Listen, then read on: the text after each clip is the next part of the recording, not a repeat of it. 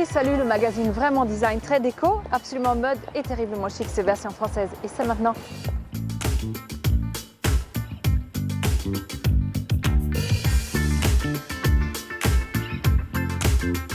Tout en délicatesse, Alix Derenis nous explique comment elle donne vie à ses créations en plâtre aussi poétiques qu'inspirantes. La designer Constance Guisset a plus d'un tour dans son sac pour ajouter de la couleur et de la rondeur dans nos vies. Une créatrice haute en couleurs. Revisez vos gammes et vos arpèges car aujourd'hui c'est balade musicale au cœur de la capitale. Ouvrez les yeux et les oreilles. Des meubles aux accents 50s et 60s fabriqués par deux amoureux du bois, c'est la belle aventure de Darras. Mais tout de suite, point de vue, un regard affûté sur les nouveautés stylées de la semaine.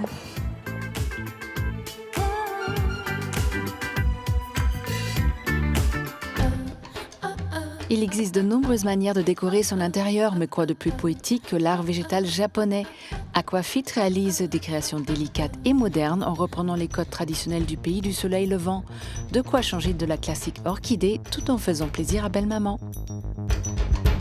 Scénographié par Jean-Paul Favant, un collectionneur privé, le musée des Arts forains nous enchante à travers un voyage magique au cœur de la tradition des manèges. Pièces anciennes, jeux traditionnels, carrousels et chevaux de bois, il ne vous reste plus qu'à choisir votre monture, un endroit à visiter ou privatiser pour petits et grands enfants. Anne et Julien, les créateurs de la revue Hey, compilent dans un hors-série les propos de 112 artistes autour de questions sur la nature et l'humanité. Dans Hey 4 Degrees Art, peintres, sculpteurs et autres créatifs talentueux illustrent avec poésie l'ouvrage et nous rappellent qu'il n'est jamais trop tard pour agir.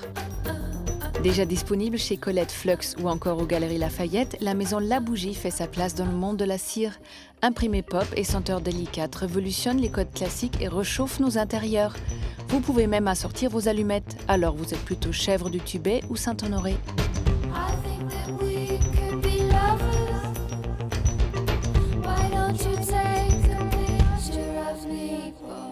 Bougies, vaisselle, bijoux ou encore luminaires, Alix Derenis a réussi à dompter le plâtre. Elle grave de sinueuses arabesques, moule d'étranges formes pour donner naissance à des créations tout en légèreté. Quand on entre chez Alix Derenis, difficile de se douter que dans cette boutique à la déco ultra-moderne se cachent les secrets de fabrication de la créatrice. Bijoux, luminaires, bougies, vaisselle en porcelaine, chaque pièce est conçue par Alix, qui pourtant ne s'était pas destinée à cette vie. J'ai commencé des études de droit, que j'ai un peu interrompues, pour faire de la sculpture, parce que j'ai toujours, depuis toute petite, travaillé avec mes mains, et donc fait de la sculpture. Donc j'ai eu mon atelier, j'ai donné des cours. Tout ça en autodidacte, puisque comme ce que je fais maintenant, c'est voilà, j'ai pas fait d'études particulièrement là-dedans, mais j'en ai toujours fait. Donc en fait, quelque part, c'est en faisant qu'on apprend. Chaque pièce de porcelaine est donc réalisée en plâtre dans l'atelier avant d'être confiée aux artisans de Limoges pour la fabrication. Des pièces originales, modernes, parfois même un peu trop. Je suis hyper contente d'avoir été autodidacte. Alors, l'inconvénient, c'est que ça met plus de temps. On apprend un peu tout soi-même, on se trompe, on fait des erreurs, on a des pièces, voilà, on a des déceptions. Mais clairement, ce que je fais aujourd'hui en porcelaine de Limoges, par exemple, les porcelainiers de Limoges, ça ne rentre pas dans leur cadre. Un style qui déringardise la vaisselle que l'on a l'habitude de voir chez nos grands-mères. C'est donc dans le sous-sol de sa boutique que la créatrice va d'abord fabriquer les moules qui serviront pour la fabrication des pièces. On tourne le plâtre, donc de la même manière dont on tourne le bois, par retrait de matière. Donc on a coulé d'abord une forme cylindrique en plâtre mou, et puis ensuite on vient enlever de la matière en se servant de ça pour s'appuyer, et d'outils qu'on appelle des tournazins, donc qui sont des pièces métalliques pointues. Et avec cela, on enlève la matière, on gratte le plâtre.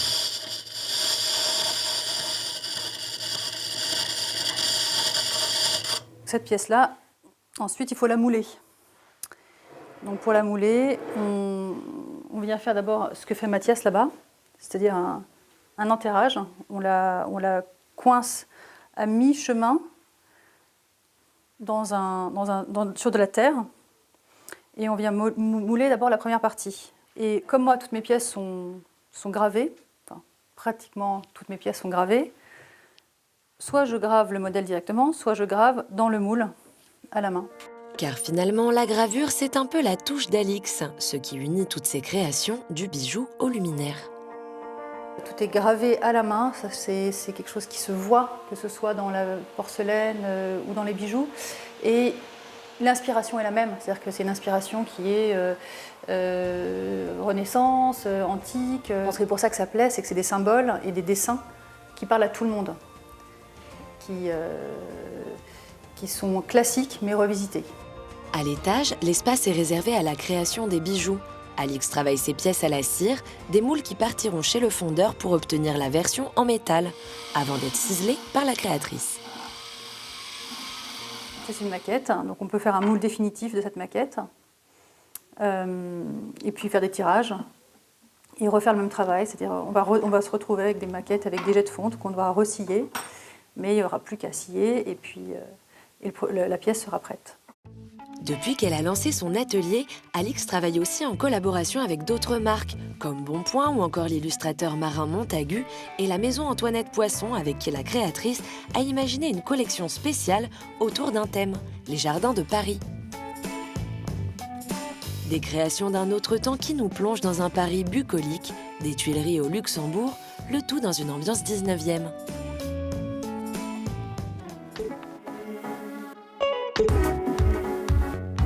Constance Guisset, c'est la designer un peu pop culture, un peu féministe et un peu rêveuse aussi. Luminaire aérien, suspension fantôme ou miroir aquarelle, on l'a suivie dans ses ateliers.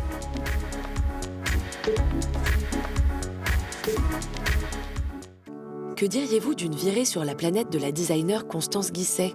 Un monde fait de douceur, de couleurs et d'espièglerie où l'on trouve des tas de boules rondes colorées, un casque de Dark Vador ou une limule. Tout le monde trouve ça normal que j'ai une limule.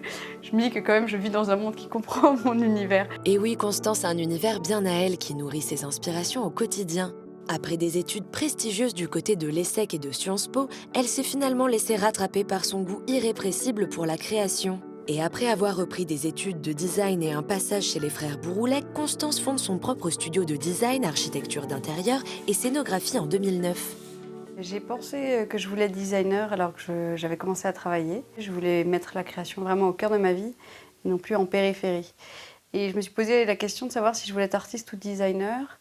Et le design me semblait plus accessible pour moi parce que j'avais une sensibilité technique, matérielle, manuelle, etc. assez forte. J'ai toujours aimé fabriquer des petits objets, faire des toutes petites conceptions, des petites mises en scène.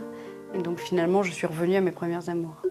Depuis, la designer enchaîne les projets et imprime sa patte rêveuse et poétique un peu partout. Tout en douceur. Je me méfie beaucoup des objets qui ont l'air tranchants. Je trouve que c'est une agression visuelle. Je pense qu'il y a une révolution par la douceur. Il y a une façon de penser les choses. Je ne suis pas là pour faire un monde de bisounours, je suis là pour faire un monde qui est juste accordé au corps. Ainsi, ces formes douces camouflent la technique de ces objets, ce qui les rend d'autant plus magiques. Autre mot-clé pour Constance, le mouvement. Je me suis rendu compte que j'attendais des objets qu'ils esquissent un mouvement réel ou imaginaire, parce que c'était une façon de lutter un peu contre l'ennui et le côté sculptural figé d'un objet. Je trouve que même si l'objet ne bouge pas réellement, l'idée qu'il puisse bouger est déjà une source de rêve. On a déjà l'idée d'un tremplin vers autre chose. Je pense à la lampe Cap, par exemple. Pour moi, c'est un objet qui est presque en train de dire « bon, j'y vais, voilà, je reviendrai plus tard » ou « je m'envole » en fait. Dans la vie de tous les jours, j'aime beaucoup les moments où on décroche, où tout à coup on se met à rêver même un quart de seconde. Et on est ailleurs, et quand on revient, on voit le monde différemment. Chez Constance, la surprise et l'espièglerie ne sont jamais bien loin. Ces objets sont des tremplins vers l'ailleurs qui défient parfois notre imaginaire. À l'image de Duplex qui met l'oiseau face au poisson ou de la lampe Fiat Lux qui joue avec la gravité. Et tout cet univers, c'est aussi celui d'une équipe solidaire qui travaille ensemble et parle le même langage. J'ai la chance de travailler avec une équipe qui est avec moi depuis longtemps, des personnes avec lesquelles J'ai beaucoup d'affinités. Très souvent, je rêve, je rapporte des idées à l'agence, etc. Et puis je partage en fait ces vues, ces idées, ces désirs. Je commence à les dessiner et puis c'est repris tout de suite. Parfois j'ai besoin de dire 3 mots. Tout le monde voit tout de suite très vite où je veux en venir. Du coup, toute la journée, Constance circule d'un projet à un autre, les yeux sur un plan en 3D, ici la tête dans sa maquette et là les mains dans le plâtre. En train de faire une table basse pour moustache en céramique. Et du coup, comme c'est une forme libre, c'est impossible à modéliser sur l'ordinateur. On a moulé du plâtre dans une grosse chaussette, on peut dire ça comme ça. Et du coup, on la resculpte. Et peut-être c'est pas obligé d'être plat partout, hein, c'est vraiment.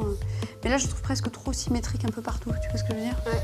Et cette illusionniste de l'objet s'est logiquement découverte un sens du spectacle qu'elle a pu expérimenter en s'intéressant à la scénographie. Tout a commencé avec le chorégraphe Angelin Prêche-Jocage qui lui a fait confiance très vite. Puis il y a eu d'autres spectacles et de nombreuses expositions. Aujourd'hui, elle prépare l'exposition Autophoto à la Fondation Cartier. Le thème de l'exposition, c'est autophoto, donc ce sont les liens entre l'automobile et la photographie. Et donc on a pensé cette exposition vraiment comme un circuit automobile ou comme une route en fait. On a vraiment l'impression dans certaines parties de se promener dans une route, de faire un road trip et de voir toutes ces photos de paysages. Parce que donc évidemment la photographie de paysage a été très transformée par l'automobile. J'ai vraiment une appétence pour le spectacle en général. Et du coup, c'est un peu comme une mise en spectacle d'œuvres d'art. Constance ne compte pas s'arrêter d'explorer de nouveaux champs de création et aller vers toujours plus de surprises. J'adorerais dessiner une fusée, ça va de soi. Oh oui, comme ça, elle nous emmènera sur sa planète et continuera de nous faire rêver.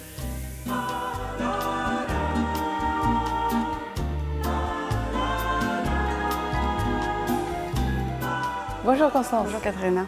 Tout d'abord, rien ne vous prédestinait à devenir designer. Avec 7 frères et sœurs, un père et mère entrepreneurs, vous avez plutôt fait des grandes études au départ.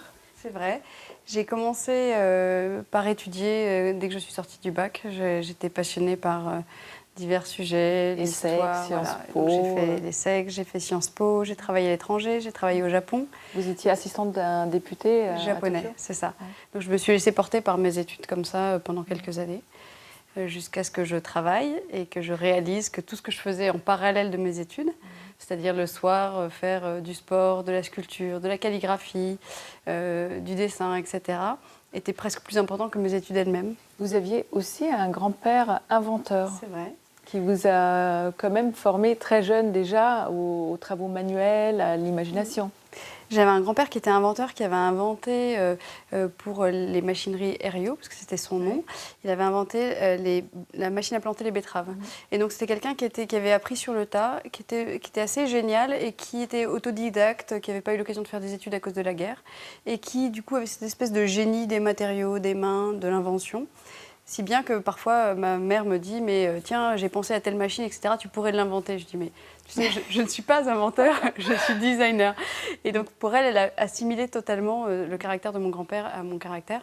Et c'est vrai qu'il m'a initiée puisqu'il m'a offert quand j'avais 8 ans un établi, c'est ce que j'avais demandé à Noël, un petit établi pour fabriquer des choses. Et après, j'ai encore ici la machine à bois que j'ai eue quand j'avais 11 ans, que mes parents m'ont offerte, c'est une scie à chantourner. Malgré le fait que vos objets se caractérisent par une délicatesse, une grâce, une certaine poésie, il serait trop facile de vous enfermer dans un design féminin.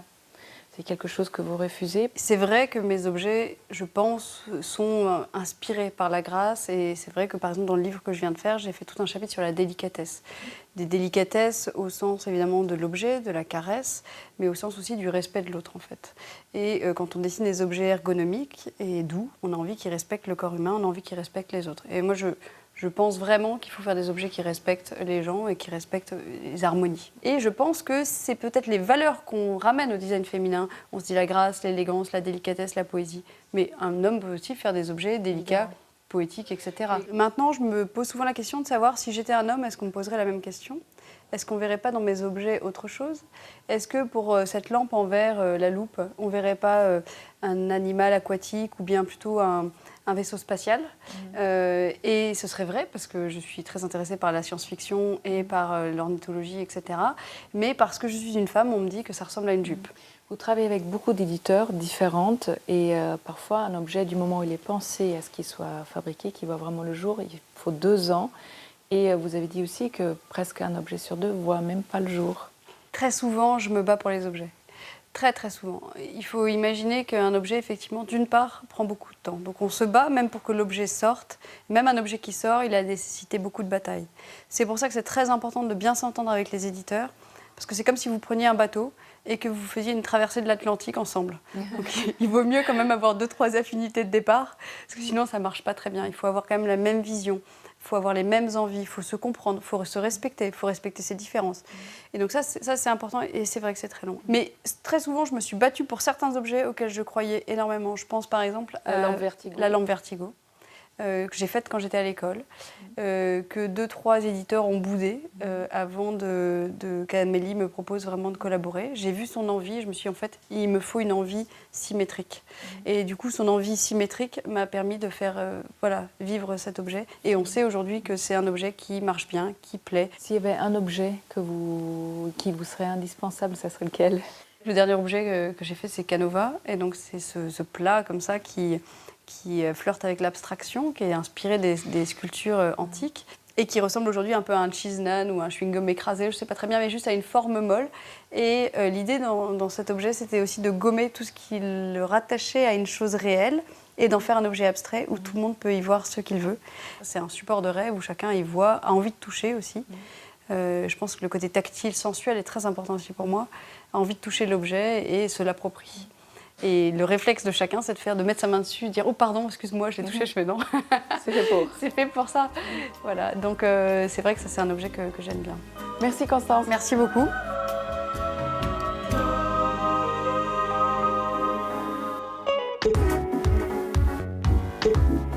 On quitte son domicile adoré et on sort découvrir les adresses musicales de la capitale. Salle de concert incontournable, cabaret du 19e, vous allez voir que ça balance pas mal à Paris.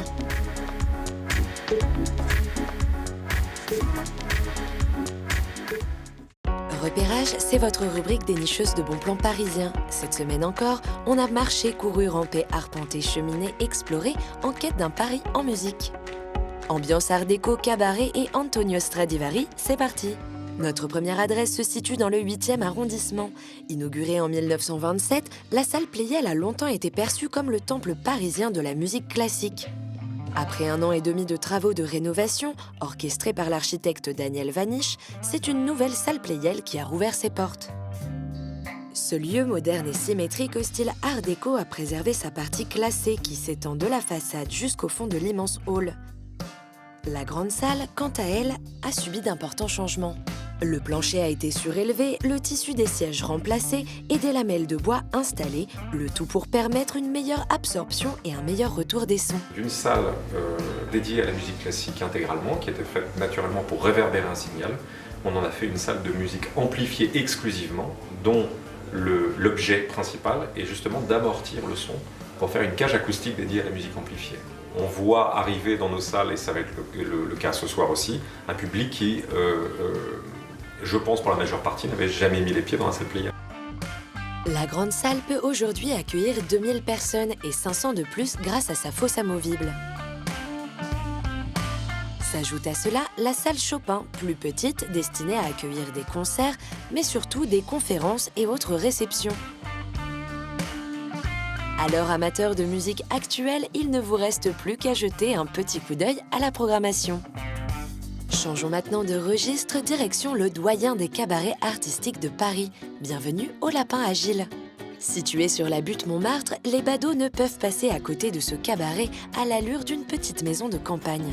À l'intérieur, le décor nous plonge immédiatement dans le Paris du 19e siècle. Autrefois lieu de rencontre préféré de nombreux écrivains et artistes, il a vu débuter de grands noms du monde de la bohème artistique. Picasso a mis lui-même en 1905 le tableau qu'on voit derrière, là, qui représente l'Arlequin. Guillaume Apollinaire était là tous les soirs, il disait des poèmes, il y avait Charles Dulin, le comédien, etc. Donc c'est devenu un peu littéraire et artistique, c'est le mélange d'écrivains, de poètes, de peintres. Chaque soir, une troupe de professionnels se relaie pour faire vivre ce lieu à coups de chants, de poésie et de scènes de théâtre pendant pas moins de 4 heures. Mais ici, pas d'artifice, on prône le naturel et l'authenticité. C'est authentique, il n'y a pas de micro, tout est naturel, on ne fait pas participer le public qui chante avec nous, les chansons d'Aristide Bruand ou d'autres, puis c'est le bouche à oreille qui marche très fort. Quelqu'un s'exclame. Depuis ses origines, le lapin agile s'est fixé 2 objectifs, faire perdurer le folklore français et donner la chance à des chanteurs-compositeurs. C'est le cas de Georges Brassens qui a chanté pour la première fois en public dans ce lieu mythique. Nous terminons notre balade sur une note de musique, direction la rue de Rome, quartier de prédilection des musiciens. Ici, luthiers et archetiers défilent le long de la chaussée. Parmi eux, la lutherie Pierre Jaffré. Ouvert en 1999, ce lieu incontournable pour tout musicien et amateur de musique restaure, règle et vend des instruments. Violon, violoncelle, alto, guitare ou contrebasse, l'ensemble des quatuors à cordes fait l'objet de toutes les attentions. Chaque jour, musiciens et professionnels, mais aussi quelques curieux et novices, défilent dans cet atelier, parfois simplement pour contempler les instruments ou même le savoir-faire de ces luthiers. De la vue au toucher, en passant par l'odorat, le luthier fait appel à tous ses sens pour redonner vie aux instruments. Rock, chansons françaises ou musique classique, Paris regorge de pépites musicales. Il y en a pour tous les goûts, alors difficile de ne pas trouver l'adresse qui vous fera vibrer.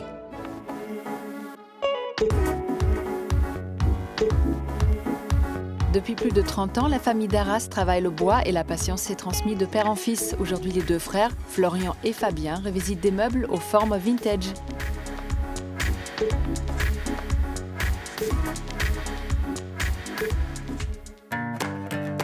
Avant d'être des fabricants de meubles, la maison Darras, c'est avant tout une histoire de famille. Depuis 5 générations, ils travaillent le bois.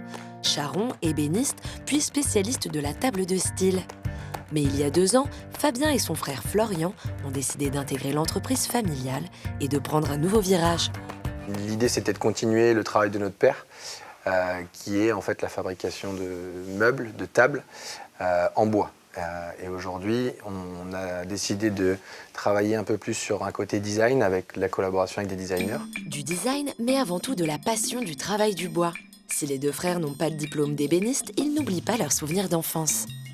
On a grandi un peu dans l'atelier, donc on a forcément une attirance particulière et un feeling particulier avec le bois. Alors nous, on ne le travaille pas forcément de la même façon puisqu'on n'a pas forcément le diplôme d'ébéniste qu'a notre père ou qu'avaient nos grands-pères.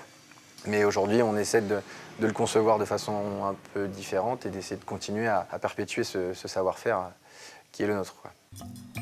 En effet, Florian a fait des études de design et d'architecture d'intérieur et Fabien était commercial pour une grande maison de luxe. Des parcours loin de l'artisanat et pourtant, grâce à leur savoir-faire, les 2 frères ont développé un nouveau concept, les meubles design semi sur mesure.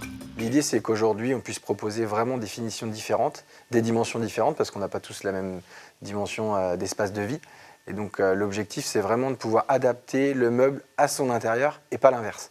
On ne va pas faire un choix par défaut en se disant bon bah on prend ce meuble là parce que bah voilà c'est le seul qui rentre. Non, l'idée c'est si le meuble plaît, nous on va faire en sorte qu'il puisse s'intégrer le mieux possible à votre intérieur en dimension ou en termes de finition. Pour développer leurs différentes collections, les garçons ont fait appel à plusieurs designers. Didier Versavel, Guillaume Delvigne, le studio ACAL et enfin Julie Gaillard.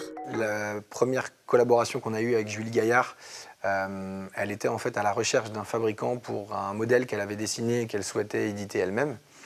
Et cette pièce-là nous a plu et on a souhaité du coup la détourner pour créer une collaboration avec elle. Donc, ce qui fait qu'aujourd'hui, la naissance de la collection Liseré vient à la base en fait, d'un meuble qu'elle avait créé elle-même, qui s'appelle la table roman et qui est aujourd'hui en fait, édité sous son propre nom. Nous, on a choisi de retravailler cette ligne-là pour sortir une collection avec elle. Si la maison Darras s'est spécialisée depuis les années 80 dans la fabrication de tables, aujourd'hui, les frères comptent bien développer d'autres types de mobilier d'intérieur, tels que des chaises, des bureaux ou encore des commodes. Pour cela, ils laissent libre cours à l'imagination de leurs différents designers. Donc aujourd'hui, on leur demande de travailler sur des typologies de produits globales. Et si le designer est plus à l'aise pour dessiner un meuble télé ou une table, à lui de choisir ce qu'il a envie. Et après, derrière, on va développer cette collection-là avec notre bureau d'études, on va commencer à faire des prototypes. Et c'est là qu'on va peut-être trouver un détail qui va être très intéressant et qu'on va exploiter sur différentes formes de mobilier. C'est le cas par exemple de la collection Chevron, où le détail, c'est cette colonne centrale que l'on retrouve dans tout le mobilier de la collection et qui apporte de la légèreté aux différents meubles. Au-delà du design, ce qui compte beaucoup pour les frères, c'est l'aspect qualitatif de leurs meubles et surtout le savoir-faire de la maison d'Arras. Aujourd'hui, le marché du meuble, en 10 ans, a vraiment vécu une énorme mutation. On peut même parler de crise, hein. Les fabricants français qui fabriquent en France, il n'y en a quasiment plus. On les compte sur les doigts d'une main. Donc je dirais qu'on résiste, c'est pas forcément facile, mais on est persuadé qu'en ayant cette force aujourd'hui qui est le Made in France, dans les années qui viennent, on le sent déjà, mais ça va nous servir et donc c'est pour ça qu'on continue à insister dans cette voie, quoi. Des meubles Made in France qui commencent à se faire une place dans le monde du design. Récemment, Fabien et Florian ont signé une collaboration avec le magasin Flux à Paris. Et d'autres projets sont en cours pour les années à venir, comme une collection de meubles à technologie intégrée. Bref, nous on a hâte de voir ça.